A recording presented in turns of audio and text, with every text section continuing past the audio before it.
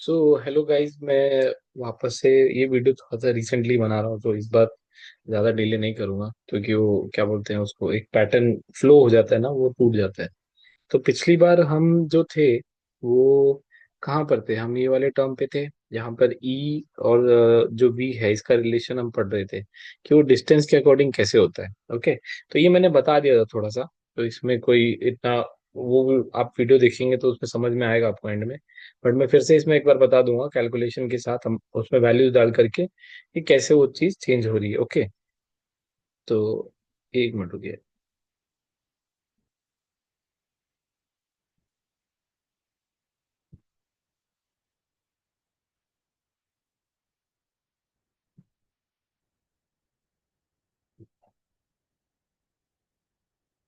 I hope screen के right side corner पे visible हो। ओके फाइन, ठीक है। तो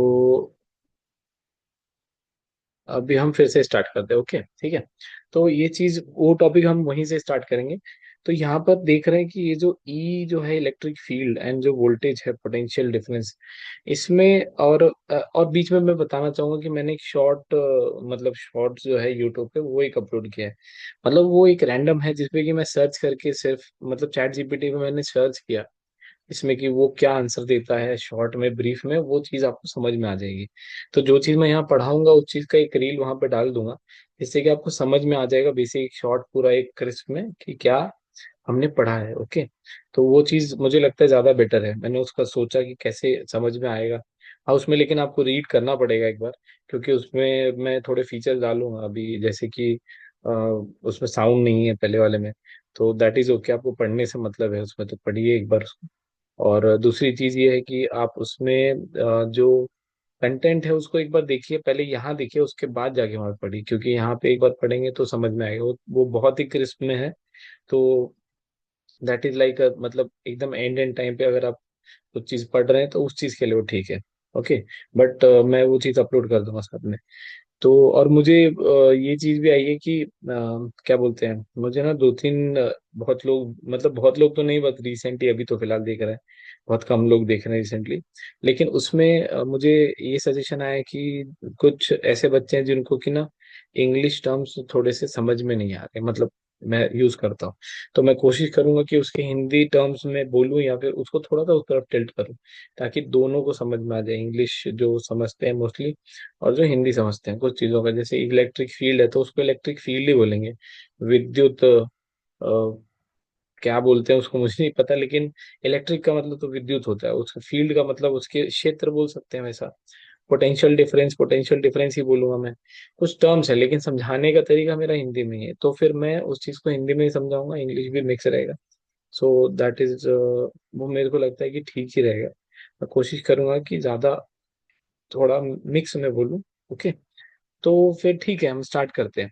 तो हमने ये ग्राफ जो है ना, ये ग्राफ बहुत इंपॉर्टेंट है सिर्फ इसलिए क्योंकि इसमें समझ में आता है कि जो ब्लू लाइन है ना यहाँ पर वो वोल्टेज है, पोटेंशियल डिफरेंस है। और जो ग्रे लाइन है वो इलेक्ट्रिक फील्ड की है, वो कैसे चेंज होती है डिस्टेंस के साथ। जैसे जैसे डिस्टेंस 0.5 से 1 पे आया तो वहां पे आते आते कि दोनों इक्वल हो गए। लेकिन 0.5 पर देखेंगे तो वोल्टेज जो है ना वो थोड़ा पीछे है, और जो इलेक्ट्रिक फील्ड है वो थोड़ा सा आगे है वैल्यू में। ओके, यहाँ पर अगर एक लाइन अगर मैं खींच दूं सेम डिस्टेंस पर, सेम डिस्टेंस पर एक लाइन अगर मैं ऐसे खींचूं तो उसमें आपको समझ में आएगा कि वैल्यू कौन आगे पीछे है। ओके, लेकिन जैसे ही ये आगे बढ़ जाता है 1 से, ओके, तो यहाँ पर वैल्यू आप इसमें सिंपली क्या है, आप खुद से भी करके देखेंगे तो याद भी रहेगा आपको। आप एक चीज कर सकते हैं, मैंने ये भी चीज फाइंड की है कि यहाँ पे नोट्स में ना यहीं पे लिख सकते हैं। मुझे थोड़ा टाइम लगा ये चीज देखने के लिए। तो जैसे कि इलेक्ट्रिक फील्ड है ना 1/r है, ठीक है, ये वोल्टेज के लिए यानी कि अपना इलेक्ट्रिक स्टैटिक पोटेंशियल के लिए, और ये 1/r² इलेक्ट्रिक फील्ड के लिए। तो यहाँ पर अगर आप वैल्यू डालेंगे ना 0.5 इसके लिए, ये ऐसे देखो यहाँ पर ये और ये, तो 0.5 के लिए अगर एक सिंगल लाइन जाएगी तो इलेक्ट्रिक फील्ड ऑब्वियसली ऊपर है और ये नीचे है।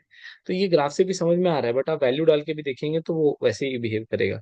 और वही चीज अगर आप 2 पे लाइन खींचेंगे ऐसे, तो यहाँ पे वोल्टेज ऊपर है और इलेक्ट्रिक फील्ड नीचे है।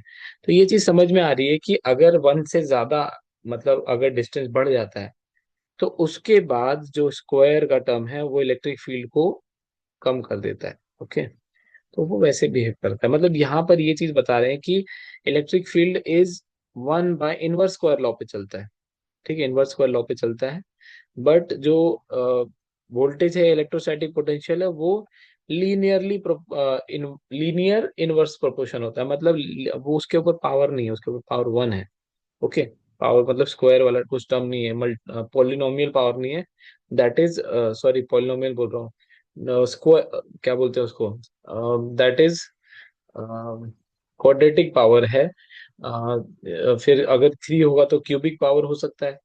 तो ये टर्म्स होते हैं। लेकिन अगर आप वहां पे वन बाय आर लिखेंगे तो that is power one, one by R square लिखेंगे दैट इज टू पावर, या फिर स्क्वायर टर्म होता है quadratic, that is cubic term, cube हो जाएगा। तो ये इनवर्स स्क्वायर लॉ पे इलेक्ट्रिक फील्ड चलती है, और वोल्टेज जो होता है वो सिंगल पावर पे चलता है। ओके, अब यहाँ पे कुछ बेसिक टर्म्स है जो मैंने पिछले वाले वीडियो में नहीं बताए थे। जैसे कि जो इलेक्ट्रोस्टैटिक पोटेंशियल होता है किसी भी चार्ज का, जो उसकी फील्ड का पोटेंशियल होता है, that is denoted by V. Okay, and V का ऐसा यूनिट होता है वोल्टेज या फिर वोल्ट, वोल्ट हम बोलते हैं। ये एक साइंटिस्ट के नाम पे आया है जिन्होंने कुछ एक्सपेरिमेंट्स किए थे। स्टार्टिंग में इनकी फोटो है लगाई हुई। उन्होंने कुछ क्या बोलते हैं, एक्चुअली बायोलॉजिकल कंपोनेंट्स पे एक्सपेरिमेंट किए थे। मैं फोटो आपको दिखाता हूँ। हाँ ये रहे, ये काउंट एलेक्जेंड्रो वोल्टा। ओके, नाम कट गया इनका। हाँ, तो इन्होंने क्या किया था, यहाँ पर ये भी पढ़ना जरूरी है, थोड़ा सा आपको इंटरेस्ट भी आएगा। इन्होंने एनिमल इलेक्ट्रिसिटी ऑब्जर्व की थी, ल्यूगी गैल्वानी उस समय पे। इन्होंने ना, एक फ्रॉग था एक्चुअली, फ्रॉग के थ्रू जो उनका टिश्यू होता है ना, उसके थ्रू, यहाँ पे लिखा है frog muscle tissue placed in contact with dissimilar metals, मतलब एनोड और cathode, was not due to any exceptional property of animal tissues but was also generated whenever any wet body मतलब ये प्रूव कर रहे थे कि वोल्टेज एक potential difference create होता है, उसकी वजह से वो उसके करंट पास होता है। और अगर वो वेट होगा तो, ड्राई में नहीं होता। ठीक है, वेट में क्या होता है ना कि वो पानी कांटेक्ट में आ जाता है, तो इसलिए वो चार्ज प्रोड्यूस करता है, डाइल्यूटेड वाटर में नहीं होगा। ठीक है, तो ये चीज ध्यान में रखिए। उनके नाम पे ये वोल्टेज जो टर्म है वो पड़ा है। ओके, तो पहली चीज क्या है कि वोल्टेज को वी से डिनोट करते हैं, और इलेक्ट्रोस्टैटिक पोटेंशियल को भी। और उसका जो ऐसा यूनिट होता है दैट इज वोल्ट। वोल्ट का फॉर्मूला हमने पढ़ा था, क्या होता है, electrostatic potential one by four pi epsilon naught Q by R, simple. Okay, this is electrostatic potential formula. अब इसके ऊपर हम आगे पढ़ेंगे न्यू टॉपिक, दैट इज कि एक मिनट ये वाला क्वेश्चन हम कर लेते हैं साथ में। Calculate the potential at a point P due to charge this coulomb located 9 centimetre away. उन्होंने क्या बोला है, उन्होंने हमें ये सोर्स चार्ज दिया है जिससे कि 9 सेंटीमीटर अवे की दूरी पर उस चार्ज से कितना पोटेंशियल बनेगा उसका, तो ये हमें निकालना है। तो यहाँ पर ऐसा इक्वेशन यूज करना पड़ेगा जिसमें कि सोर्स चार्ज आता है, ना कि टेस्ट चार्ज। टेस्ट चार्ज वाला ये क्वेश्चन है नहीं। तो यहाँ पर क्या करना है हमें, क्यू वाला इक्वेशन, मतलब कौन सा, कैपिटल क्यू वाला, जो क्यू बाय आर, के क्यू बाय आर, के क्या होता है, one by four pi epsilon not. तो दिस विल बी पोटेंशियल। तो इसको जब हम कैलकुलेट करेंगे तो क्यू की वैल्यू डालना है, आर की वैल्यू डालना है, लेकिन मीटर में डालना है। तो R will be 0.09। Okay, 0.09 meter, that is 0.09 meter. यहाँ पे चार्ज डाला, and value will automatically come as what, क्योंकि 9 यहाँ पे जब मल्टीप्लाई होगा ना, तो ये 9 इसको कैंसिल करेगा, तो ऑब्वियसली वो 4 के टर्म में ही आंसर आना है। 1 तो मल्टीप्लाई होगा, पॉइंट इधर उधर होता है, तो दैट विल 4 × 10⁻⁴ फोल्ड। ओके, अब सेकंड क्वेश्चन क्या है, हेंस उसी क्वेश्चन के ऊपर पूछा है कि hence obtain the work done in bringing a charge. अब दूसरा चार्ज उसी के पोटेंशियल में मुझे लाना है, उसके फील्ड में लाना है। जो दूसरा चार्ज मैं ला रहा हूँ वो 2 × 10⁻⁹ कूलम्ब है। From infinity to that point does the answer depend on the path along which the charge is brought. नहीं, ये तो मैंने पहले वीडियो में बताया कि उसका जो पोटेंशियल है वो कभी भी उस पर डिपेंड नहीं करेगा, वर्क डन जो है उस पर डिपेंड नहीं करेगा। ठीक है, क्योंकि that is a conservative characteristic. Conservative forces या कंजर्वेटिव नेचर के जो फोर्सेज होते हैं उनका किसी भी पाथ से ऐसे घुमा करके ए से बी तक लाओ, यहाँ से यहाँ तक, यहाँ से ऐसे घुमा के ले आओ, यहाँ से ऐसे सीधे ले आओ, यहाँ से ऐसे घुमा करके एकदम ABCD, यहाँ से घुमा के ऐसे डाल, कुछ नहीं, फर्क नहीं पड़ता उसका, सिर्फ इनिशियल और फाइनल पोजीशंस पे डिपेंडेंसी होती है। ओके, तो ये चीज हो गई। अब इसके बाद ये चीज देखेंगे कि उन्होंने क्या किया, हेंस ऑब्टेन द वर्क, ये चार्ज की वैल्यू दे दी है, वोल्टेज हमने पहले ही फाइंड कर लिया है, तो क्या करना है, वर्क डन इक्वल टू क्या होता है, वर्क डन इज वोल्ट, पहले वोल्ट देखते हैं, voltage is work done per unit charge, लेकिन किस चार्ज पे, टेस्ट चार्ज पे। तो इस टेस्ट चार्ज को वोल्टेज में मल्टीप्लाई कर देंगे, फोर के टर्म्स में कुछ आया ना, टेस्ट चार्ज को जब मल्टीप्लाई किया तो 8 × 10⁵ जूल आ जाएगा। और जूल क्यों, क्योंकि वर्क डन की यूनिट जूल होती है, SI unit is very important है। ओके, और लिखा है वहां पे इंडिपेंडेंट होता है, path independent, any arbitrary infinitesimal path can be resolve into two perpendicular displacement, one along the R and another along, ये इतना इंपॉर्टेंट नहीं है समझना, लेकिन यहाँ पे बस इतना समझना जरूरी है कि वो उसके पाथ पे डिपेंड नहीं करेगा, because that is a conservative force. Okay, तो अब हम यहाँ पे आगे चलते हैं। हाँ, तो अब पढ़ना है हमें इसमें क्या, potential due to an electric dipole. एक इलेक्ट्रिक डाइपोल क्या होता है, ये हमने पहले चैप्टर में पढ़ा है कि इलेक्ट्रिक डाइपोल, दो सेम चार्जेस जब साथ में कॉन्फ़िगरेशन में रहते हैं तो उसको हम इलेक्ट्रिक डाइपोल बोलते हैं। उनके बीच का डिस्टेंस एक हम 2a मानते हैं फॉर सिंप्लिसिटी, ए भी मान सकते हैं, a/2 करने में सॉल्विंग बढ़ जाती है तो इसलिए 2a मानते हैं। और उनका जो डाइपोल मोमेंट होता है that is charge multiplied by उनके बीच का डिस्टेंस। ओके, ये उनका डाइपोल मोमेंट होता है, मैं फिर से रिवाइज करवा रहा हूँ यहाँ पे। तो dipole moment is what, charge और इनटू उसका डिस्टेंस, उन दोनों चार्जेस के बीच का डिस्टेंस। ओके, और डाइपोल मोमेंट कैसा होता है, डाइपोल मोमेंट का डायरेक्शन क्या होता है ये मैं बताना भूल गया, डाइपोल मोमेंट का डायरेक्शन होता है from negative charge to positive charge. Okay, ये डायरेक्शन याद रखना। इसके अगेंस्ट जो भी कैलकुलेशन होगा डायरेक्शन में वो नेगेटिव हो जाएगा ऑटोमेटिकली, साइन कन्वेंशन में। हाँ, एक्चुअल में नहीं, डिस्टेंस कभी नेगेटिव नहीं होता।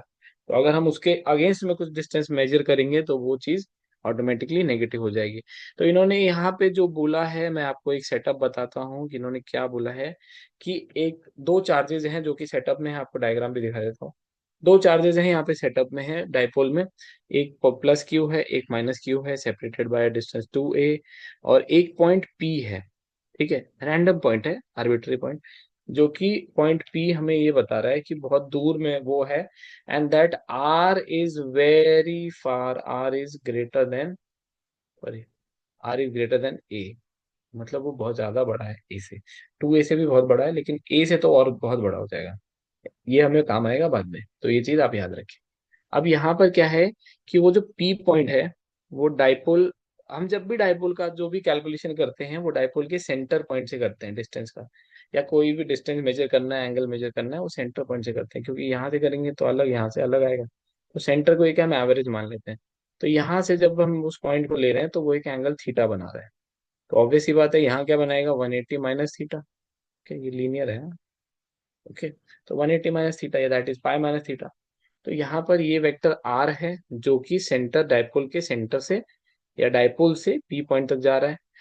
फर्स्ट चार्ज जो पॉजिटिव चार्ज है उसका जो डिस्टेंस है पी से वो R1 है, जो माइनस चार्ज है दैट इज R2 उसका डिस्टेंस, एंड जो डाइपोल का डिस्टेंस है दैट इज R।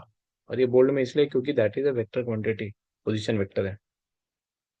और ये जो P है, P जो है डाइपोल मोमेंट का डायरेक्शन है that is from minus two plus, ये मैंने पहले ही बताया। अब शुरू करते हैं इसका कैलकुलेशन। अब यहाँ पर क्या है कि उन्होंने ये सब जो है, ये सब चीज में एक ही चीज बताई है कि उसका जो वोल्टेज होगा, वोल्टेज क्या है, वोल्टेज या electrostatic potential is a scalar quantity, scalar quantity का हम बेसिक तरीके से प्लस माइनस कर सकते हैं, मल्टीप्लाई डिवाइड भी कर सकते हैं।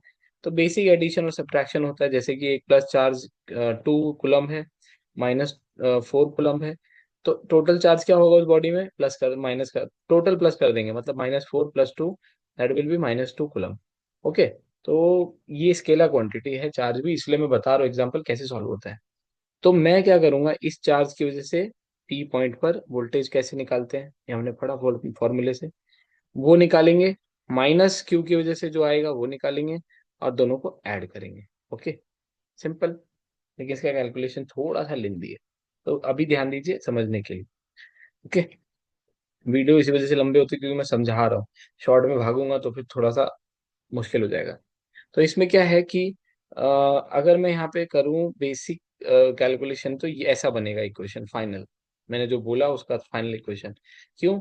अगर फर्स्ट चार्ज की वजह से मैं बताऊंगा तो वो वोल्टेज बनेगा V1। मैं पकड़ता हूँ V1, V1 will be equal to what, P तक जो है तो वहाँ डिस्टेंस R1 यूज होगा। That will be 1/4 pi epsilon naught Q/R। हाँ, लेकिन यहाँ पे Q क्या है? Q is +Q। Okay, and divide by R। R is what? R1 distance, R1। और सेकेंड जो V2 आएगा, V2 इज व्हाट? -Q की वजह से। That will be equal to, इसको मैं थोड़ा सा क्लियर जगह पे लिखता हूँ, आपको भी समझेगा। V2 will be what? 1/4 pi epsilon same -Q। यहाँ पे चार्ज का जो साइन है वो लेना जरूरी है, क्योंकि उससे ही प्लस माइनस होगा ना, ऐसे तो होगा नहीं यहाँ पर। और नीचे आएगा R2 सिमिलर, यहाँ पे जो डिस्टेंस है, ये R का काम बाद में होगा। ओके, तो अब इन दोनों को हम प्लस करेंगे। तो प्लस करेंगे तो ऑटोमेटिकली जो माइनस साइन वाला Q है अपॉन R2 है, वो प्लस वाले से माइनस हो जाएगा। हाँ, और बाहर कौन सा टर्म आएगा? Common term. कौन सा? 1/4 पाई एप्सिलॉन नॉट। और Q जो है ना वो भी कॉमन आ जाएगा। ठीक है, Q दोनों सेम ही है ना। तो बचेगा क्या हमारे पास? इक्वेशन। इक्वेशन बचेगा हमारे पास Q/4 pi epsilon not bracket में 1/R1 माइनस 1/R2। ये हो गया। इसी क्वेश्चन को हमने थोड़ा सा और एक्सपैंड नहीं, सॉल्व कर दिया। तो अब इसमें हमें 1/R1 और 1/R2 की वैल्यू निकालनी है। वो लेंदी है, लेकिन इतना भी मुश्किल नहीं है। तो यहाँ पर क्या है कि ये हमने पढ़ा कि यहाँ पे थीटा है, and this is what, triangle. This is also a triangle. तो यहाँ पर डायरेक्टली हम क्या यूज करेंगे? R1 निकालने के लिए हम यूज करेंगे कोसाइन रूल, और R2 निकालने के लिए भी कोसाइन रूल यूज करेंगे। और कोसाइन रूल क्या कहता है? एक ट्राइंगल जिसमें कि तीन साइड्स हैं, कौन सी? एक ट्राइंगल जिसमें तीन साइड्स हैं, ये ट्राइंगल लेता हूं मैं, ठीक है। ये ट्राइंगल लिया मैंने, इसमें मैं दिखता हूँ कि तीन साइड्स हैं और दो साइड के बीच में एंगल थीटा है। कौन सी साइड है? R और A। ए क्यों? क्योंकि ये आधा है ना, डिस्टेंस 2A का आधा। ओके, तो A जो है वो डिस्टेंस, और R जो है पोजीशन वेक्टर डायपोल का जो डिस्टेंस है P पॉइंट से, उन दोनों साइड्स के बीच में थीटा एंगल है। तो जब भी कोई एक ट्राइंगल में A B और C तीन साइड्स हैं, उसमें ए और बी के बीच में कुछ एंगल है थीटा, तो कोसाइन रूल कहता है कि थर्ड वाली वैल्यू का square will be equal to A² +B² and third will be -2AB cos theta. ये ब्लैक में चला गया, तो दिख नहीं रहा है। तो ये cos थीटा। तो this is equation of cosine rule. Cosine rule आप पढ़ लीजिए मैथ में। मैथ में साइन रूल, कोसाइन रूल और टैन रूल सब है। ठीक है, ये पढ़ना पड़ेगा आपको, ये याद रखना पड़ेगा यहाँ पर। अगर आप सॉल्व कर रहे हैं, याद तो नहीं रखना है, प्रूफ तो पूछते नहीं है, लेकिन आपके अंडरस्टैंडिंग के लिए। तो जब यहाँ पे मैं लगाऊंगा कोसाइन रूल, तो इन्होंने लगा करके यहाँ पे पहले से ही दे रखा है R1² व्हाट, थर्ड, ये दिस इज C। हाँ, दिस इज A मान लो, दिस इज B मान लो। तो क्या होगा? A² + B² -2AB cos theta. So that will be A² + B² -2AB cos theta, similar to क्या, नीचे वाले में। लेकिन वहां पर थोड़ा सा फर्क आएगा, क्या कि यहाँ पर जो एंगल है ना वो पाई माइनस थीटा होगा। क्यों? 180 में से कैंसिल होगा ना, पाई 180 होता है, ठीक है। और ये पूरा एंगल कितना है? 180। 180 में से थीटा उधर चला गया, तो बचा क्या? माइनस, उसमें से जो टर्म आ जाएगा माइनस थीटा। तो अगर मैं माइनस थीटा करूंगा, तो ये जो टर्म है ना, ये कॉस थीटा, वो बन जाएगा सेकेंड वाले में कॉस पाई माइनस थीटा। और कॉस पाई माइनस थीटा क्या होता है? ये ट्रिग्नोमेट्रिक इक्वेशन में मैं बताता हूँ, आप कहाँ पढ़ो। आप 11th के एनसीईआरटी की मैथ्स बुक जो है, 11th की एनसीईआरटी की मैथ्स बुक में सेकंड चैप्टर है ट्रिग्नोमेट्रिक आइडेंटिटीज। ठीक है, 11th में शायद से एक ही पार्ट है। तो उसमें ट्रिग्नोमेट्रिक आइडेंटिटीज है सेकंड चैप्टर, फर्स्ट चैप्टर है सेट। तो उसमें ये फॉर्मूला है, ठीक है। इसको अलाइड एंगल फॉर्मूला बोलते हैं शायद से। लेकिन आप याद रखिए कि वो माइनस कॉस थीटा होता है। ओके, अगर वही चीज, दिस इज इजी समझने के लिए, वो बस दिख रहा है वैसा। बस आप इस चीज को याद रखिए अभी के लिए। तो अगर मैं इस चीज को यहाँ पे माइनस कॉस थीटा लगाऊंगा, तो दैट माइनस साइन जो कोसाइन रूल में पहले से है वो प्लस बन जाएगा। तो ये दो चीज हमारे पास आ गई, R1 और R2 का स्क्वायर टर्म आया है। तो अब हम इसको क्या करेंगे, स्क्वायर टर्म को हमें पहले इन सबको क्या करना पड़ेगा, रूट करना पड़ेगा। इन सबको ये इन्वर्स करना पड़ेगा। इन्वर्स करने से अच्छा है पहले इसमें से आर स्क्वायर सब में बाहर निकालें, इसमें भी आर स्क्वायर बाहर निकालें कॉमन। तो आर स्क्वायर कॉमन लिया उन्होंने, ठीक है। तो आर स्क्वायर जब कॉमन लिया तो बचा क्या सब में, इसमें तो वन हो जाएगा, इसमें हो जाएगा ए स्क्वायर बाय आर स्क्वायर। इसमें जब आर स्क्वायर कॉमन लेंगे तो नीचे एक आर बचेगा, क्यों, क्योंकि इसको आर स्क्वायर से डिवाइड करना पड़ेगा। तो आर एक कैंसिल, नीचे एक आर बचेगा, वही सिमिलर यहाँ पे लिखा हुआ है ये चीज, ठीक है। अब इसमें क्या दिया है कि ये तो टर्म पहले वाले के लिए आ गया, इसके लिए, ठीक है। तो आर स्क्वायर यहाँ पे है, यहाँ पे R1 स्क्वायर है, ये चीज रूट हो जाएगा बाद में, that is not a problem. और जो सेकंड, सिमिलरली सेकंड वाला क्या हो जाएगा, प्लस आ जाएगा। लेकिन वो जो ए स्क्वायर बाय आर स्क्वायर है वो कहाँ गया, दैट इज कि वो ए स्क्वायर बाय आर स्क्वायर का जो रेशियो है ना, वो इतना नेग्लिजिबल हो जाएगा। ए जो है वो आर के टर्म में इतना छोटा है, इतना छोटा है कि ये जो रेशियो है that will approximately become zero, ठीक है, नियर टू जीरो। तो इसलिए वो टर्म को प्लस में हम हटा ही देते हैं। तो इतना टर्म बचता है पहले वाले डिस्टेंस के लिए, और इतना टर्म बचता है सेकेंड वाले डिस्टेंस के लिए। तो हमारे पास क्या बचा इधर, R1 square and this is R2 square. अब हम क्या करेंगे, इधर पे रूट लगाएंगे। ये रूट R1 और R2 की वैल्यू चाहिए ना हमें, मतलब पावर में नहीं चाहिए, टू की पावर में, हमें वन के पावर में चाहिए। तो इसका हम क्या करेंगे, इधर रूट लगाएंगे। तो जब रूट लगाएंगे तो इसके ऊपर क्या आ जाएगा, इसके ऊपर आ जाएगा 1/2 आएगा, और 1/2 इसके ऊपर आ जाएगा, 1/2 इसके ऊपर भी आ जाएगा। और जब इसके ऊपर 1/2 आएगा, मुझे क्या वैल्यू चाहिए, मुझे चाहिए 1/r स्क्वायर। कहाँ पे क्वेश्चन हमने पढ़ा था, यहाँ पर 1/r स्क्वायर और 1/r स्क्वायर नहीं, 1/r1 और 1/r2 की वैल्यू। तो जब R1 की वैल्यू मेरे पास क्या है, मैं इसको यहाँ नहीं लिखता हूँ, रुको।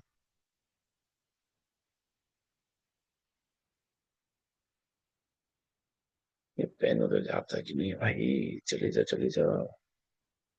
हाँ आ गया, वेट थोड़ा, थोड़ा लोड लेता है।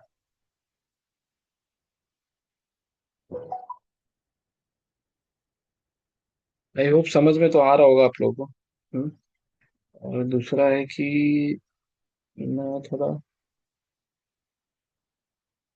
मैं थोड़ा सा कोशिश करता हूँ कि डिटेल में समझाऊं, क्योंकि डिटेल में समझेगा तो आप उस चीज को इम्प्लीमेंट कर सकते हैं आसानी से। ओके। तो मैं यहाँ से पेन लेता हूँ। हाँ। तो अभी मैं यहाँ पे क्या बोल रहा हूँ कि R1 स्क्वायर में जो मेरे पास है, that is R1 square is equal to, नहीं स्क्वायर नहीं, स्क्वायर तो हटा दिया तुमने। ये वाला में स्लो हो रहा है थोड़ा, मैं वहीं पे बता, ध्यान दो। यही बताता हूँ, यहाँ पे थोड़ा सा मुझे लग रहा है फास्ट होगा। R1 जो है ना, ठीक है, that is what, some term, जो भी टर्म है, सम टर्म के मैं मान लेता हूँ, उसका 1/2 है, रूट है। ओके। तो 1/r1 क्या हो जाएगा, 1/k का रूट। तो इसको अगर के को मैं ऊपर लिखना चाहूँ, तो 1/a⁻n को अगर मैं ऊपर लिखना चाहूँ तो a⁻ माइनस पावर हो जाता है, पावर का माइनस हो जाता है। तो इसको भी मैं वैसे ही लिख सकता हूँ क्या, 1/r1 की वैल्यू हो जाएगी मेरे पास k⁻⁻½ तो जो k टर्म है वो तो ये है ना, ये वाली, तो उसके ऊपर -½ हो गया, और ये जो r था ये तो स्क्वायर का क्या हो जाएगा, वो सिंगल टर्म बन जाएगा, अंडर रूट किया तो 1/r बन जाएगा। और वैसे ही सिमिलरली जो सेकेंड टर्म है R2 वाला, वो भी ये बनेगा। अब बाइनोमियल थ्योरम से, यहाँ पे बाइनोमियल थ्योरम का मेंशन किया हुआ है इन्होंने। बाइनोमियल थ्योरम से जब इस टर्म को एक्सपैंड किया जाए ना, तो ये बनेगा कैसे, बाइनोमियल थ्योरम क्या कहता है कि जब फर्स्ट टर्म और सेकेंड टर्म, ठीक है, वो बहुत ज्यादा फर्क है उन दोनों में, ठीक है, मतलब छोटा है, सेकेंड टर्म बहुत छोटा है रेशियो में। तो इसमें क्या हम कर सकते हैं कि 1 + x⁻n जो है, इसका बाइनोमियल थ्योरम, 1+ या 1- वहां पे -x हो जाएगा, और तो इसका n को हम लिख सकते हैं 1 + n × x, ऐसे इसको बाइनोमियल एक्सपेंशन में लिख सकते हैं ऐसे डायरेक्टली। क्योंकि बाकी टर्म्स जो होते हैं ना वो ऑटोमेटिकली जीरो हो जाते हैं, क्योंकि छोटा है ना टर्म सेकंड वाला, तो ऑटोमेटिकली मल्टीप्लाई होकर 0 0 बहुत छोटा टर्म हो जाता है। तो इसलिए 1 + n x ही बचता है हमारे पास। तो वो कॉम्बिनेशन का फॉर्मूला है उससे। तो यहाँ पर क्या होता है कि जैसे हम ये करते हैं तो n इंटू एक्स हो जाता है। तो -1/2 जब इसमें आप मल्टीप्लाई करोगे ना तो ऑटोमेटिकली प्लस हो जाएगा। मैं पहले तो माइनस साइन चेंज हुआ, और 1/2 जब इसमें मल्टीप्लाई होगा 2a cos theta by are में, जब 1/2 मल्टीप्लाई होगा तो 2 कैंसिल होगा, a cos theta by R हो जाएगा। वही लिखा है यहाँ पे। ठीक है। और दूसरी बात यहाँ पर क्या लिखा हुआ है कि 1/r2 का भी सेम वही, लेकिन यहाँ माइनस साइन आ जाएगा। हो गया, हमें 1/r1 और 1/r2 भी मिल गया। तो अब इन दोनों को हम किस में, इक्वेशन जो ऊपर हमने लिखा है उसमें जब रखेंगे वैल्यू, तो हमें कुछ ऐसा इक्वेशन मिलता है, प्लस माइनस करके। ठीक है, सॉल्व करने के बाद। तो जब ये इक्वेशन हमें मिल रहा है तो इसमें ध्यान से देखेंगे तो हमें डाइपोल मोमेंट उसमें दिखता है, that is Q into 2a, उनके बीच का distance. Q into 2a, this distance, हमें वो डाइपोल मोमेंट दिखता है वहां पे। तो क्या करना है, कुछ नहीं करना है, उसकी जगह पे p लिख देना है। ठीक है, तो यहाँ पे p लिख दिया। बचा कौन, cos थीटा। तो cos थीटा नीचे 4 पाई एप्सिलॉन r स्क्वायर। अब यहाँ पर ये जो नीचे है ना, ये चीज, ये जो टर्म है, ये टर्म हमें समझना पड़ेगा कि कैसे अब वो काम कर रहा है। ठीक है, ये फॉर्मूला तो आ गया, लेकिन वो फॉर्मूला अब उसके ऊपर अप्लाई कैसे हो रहा है प्रैक्टिकली, वो हमें अब समझना पड़ेगा। तो ये चीज यहाँ पर कैसे काम कर रही है कि ना, जैसे वो cos थीटा जो लगा है ना, वो सब वहां पे खेल करेगा एंगल की वजह से। कैसे, जैसे देखो, जो एंगल है ये जो एंगल है, ये 90 कब होगा, जब ये पी पॉइंट यहाँ से करके यहाँ पे आ जाएगा, तो ये एंगल 90 डिग्री पे आ जाएगा। ठीक है, दिस विल बी 90 डिग्री। और जब ये पी पॉइंट, मतलब ये जो पी पॉइंट है ना, यहाँ पे जब पी पॉइंट आ जाएगा तो that becomes equatorial point. Equatorial point, okay. लेकिन जब वो ही पी पॉइंट खसक करके यहाँ से यहाँ पे आ जाए, इसके लाइन पर, तो ये एंगल तो वापस रिड्यूस होकर जीरो ही हो जाएगा ना, जीरो पे आ जाएगा। तो that P point is on axial point.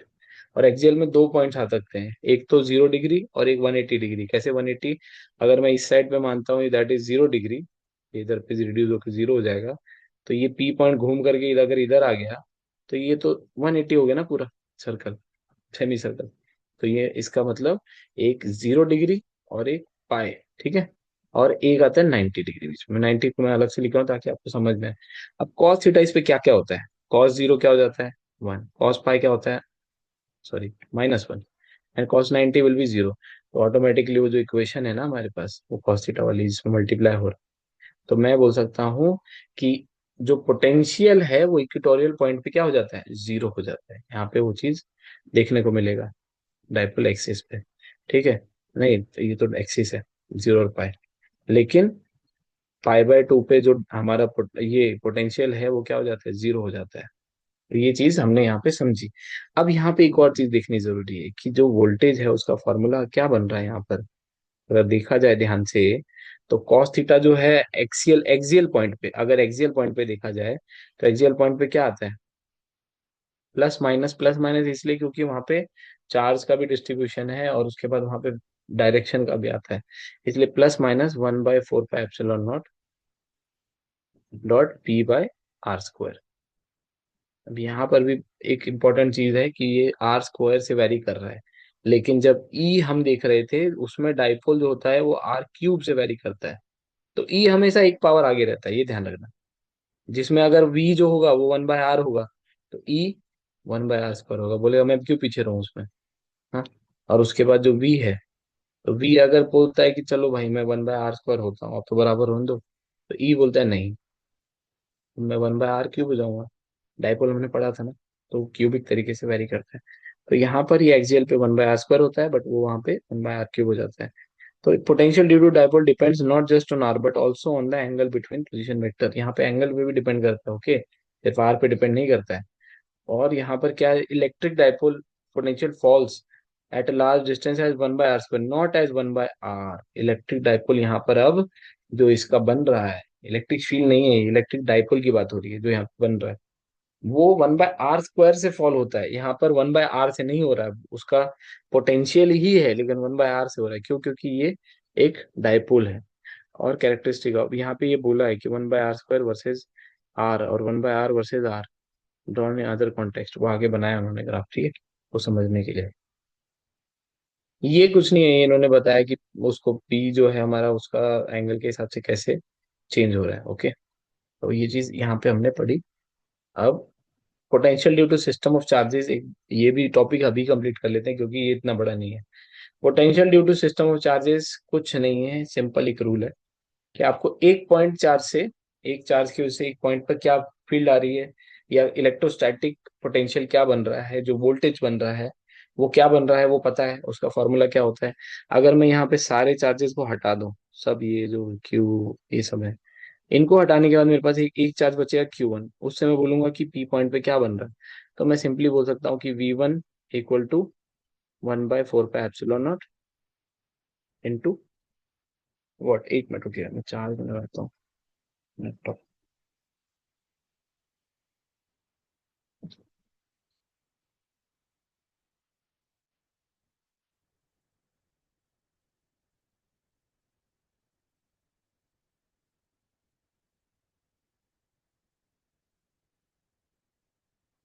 हम्म। तो हमने क्या देखा यहाँ पे कि वो जो Q1 पॉइंट है उसकी वजह से P पॉइंट पे क्या बन रहा है potential, 1/4 pi epsilon not Q1 लिख दो, चार्ज जो बना रहा है, अपॉन R1। R1 ये पॉइंट है। तो ये पहले पॉइंट का है। अब मैं दूसरे चार्ज को एक्टिव कर देता हूँ, तो दूसरा चार्ज जब ये एक्टिव होगा तो इसकी वजह से जो पोटेंशियल आएगा V2, इसकी वजह से V3, मतलब वो जो 5 है, बट ठीक है, ये वाला V4, ये वाला V5। तो मैं क्या करूंगा, V1 plus V2 plus V3 plus V4 plus V5, कुछ नहीं, यही आंसर। ठीक, वो बस उन्होंने थोड़ा एक्सप्लेनेशन में दिया हुआ है। तो टोटल ये बनता है, एन नंबर ऑफ चार्जेस की वजह से जो एक पॉइंट पे पोटेंशियल बन रहा है वो बनता है। तो यहाँ पर ये टॉपिक खत्म हो गया, यहाँ पर कुछ भी नहीं है। यहाँ पर ये बस दिया हुआ है कि आर अगर बहुत बड़ा है, उसके एक यूनिफॉर्मली स्फेरिकल शेल में कैसा बनता है। स्फेरिकल शेल में अगर मल्टीपल चार्ज है तो उसमें फॉर्मूला डायरेक्ट Q/R होता है। एक बात याद रखना, स्फेयर स्फेयर जो है वो एक गॉसियन सरफेस में आता है। तो sphere is a very symmetrical surface, इस वजह से जो एक स्टैंडर्ड फॉर्मूला है वहां पर वही अप्लाई होता है। ये एक वोल्टेज का स्टैंडर्ड फॉर्मूला है। अगर वहां पे एक चार्ज बैठा है Q, वो एमिट कर रहा है, तो उसके चारों तरफ जो पोटेंशियल आएगा वो ये फॉर्मूला होता है और कुछ नहीं। ठीक है, और यहाँ पर ये शेल के अंदर का है, ये स्फेरिकल शेल जो है ना। एक मिनट, यहाँ पे क्या बताया उन्होंने, ध्यान रहे। See in chapter 1 that for uniformly charged spherical shell, electric field outside the shell is as if the entire charge is concentrated at the center. Thus, potential outside the shell is given by, ये outside the shell का है। जब are जो है वो एक shell का जो रेडियस है ना आर, उससे बाहर का पॉइंट, यहाँ पर ये पॉइंट है R, ठीक है, वहां पर ये Q/R के तरीके से बनेगा। लेकिन जब हमने देखा था where Q is the total charge on the shell and R its rate, the electric field inside the shell is zero. Electric field inside the shell कभी भी जीरो होती है, लेकिन पोटेंशियल डिफरेंस कभी भी जीरो वहां पर नहीं होता, दैट विल बिकम कांस्टेंट। क्यों कांस्टेंट बताता हूँ। This implies that potential is constant inside the shell, ठीक है, and as no work is done in moving a charge inside the shell and therefore equals its value on the surface। जो अब क्या होता है ना, जैसे एक शेल मैंने मान लिया, शेल मतलब अंदर से वो खोखला है, ओके, अंदर से उसमें कुछ भी नहीं है। Sphere, solid sphere is something else, वो पूरा पानी की बूंद जैसा समझो। और सॉलिड जो शेल होता है वो एक गेंद की तरह होता है, कट किया तो अंदर से कुछ भी नहीं। तो इसके अंदर क्या होगा, यहाँ पे एक चार्ज है मान लो Q, तो इसके चारों तरफ अंदर अंदर में जो होगा electric field that will B zero, surface पे होगा जो होगा या उसके बाहर होगा। ठीक है, यहाँ पे नहीं होगा। तो इसमें क्या होता है ना कि जो पोटेंशियल होता है वो आर जो है, स्मॉल आर, एक मिनट वो,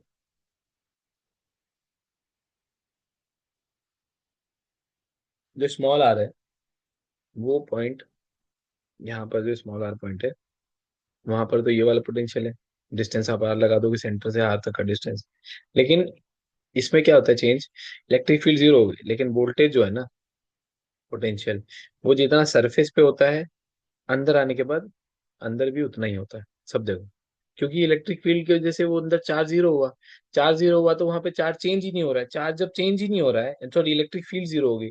जब इलेक्ट्रिक फील्ड जीरो हुई तो इलेक्ट्रिक फील्ड का जब चेंज ही नहीं हो रहा है, तो वहां पर क्या होता है, पोटेंशियल कांस्टेंट बन जाता है।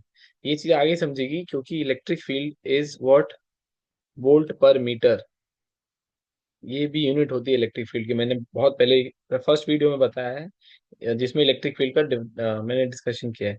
तो ये, सॉरी, सेकंड वीडियो में, तो जिसमें वोल्ट पर मीटर मतलब जितना वोल्टेज पर मीटर के हिसाब से चेंज होता है, या फिर इसको ऐसे भी लिख सकते हैं डीवी बाय डी एक्स, या D L D something distance D S.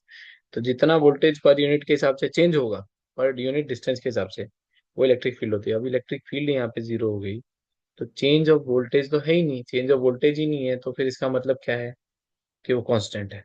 तो वोल्टेज कांस्टेंट है मतलब क्या हो रहा है कि अंदर भी उस जगह पे कांस्टेंट है, तो ये कांस्टेंट हो जाता है। और फॉर्मूले में भी दिख रहा है कि चार्ज जो एमिट कर रहा है अपना इलेक्ट्रिक फील्ड, वो तो कांस्टेंट ही है, तो उसकी वैल्यू बदलेगी नहीं एक स्फेयर के लिए, शेल। और जो रेडियस है नीचे जो यूज कर रहा हूँ मैं, वो भी कांस्टेंट है, तो वो कैसे चेंज हो जाएगा? आप उसको थोड़ी ना रिलेटिव मोशन में या फिर वैसे ले रहे हो। तो इसका मतलब ये है कि वो कांस्टेंट ही रहता है। ओके, तो ये चीज़ें यहाँ पे हो गई। अब इसके आगे क्वेश्चंस भी कर लेंगे साथ साथ में। और नेक्स्ट टॉपिक देखेंगे हम इक्वी पोटेंशियल सरफेस, ये बाद में देखेंगे क्योंकि वो थोड़ा सा समझने वाला टॉपिक है, सभी है। तो फिर ठीक है, मैं अभी यहीं पे टॉपिक खत्म करता हूँ।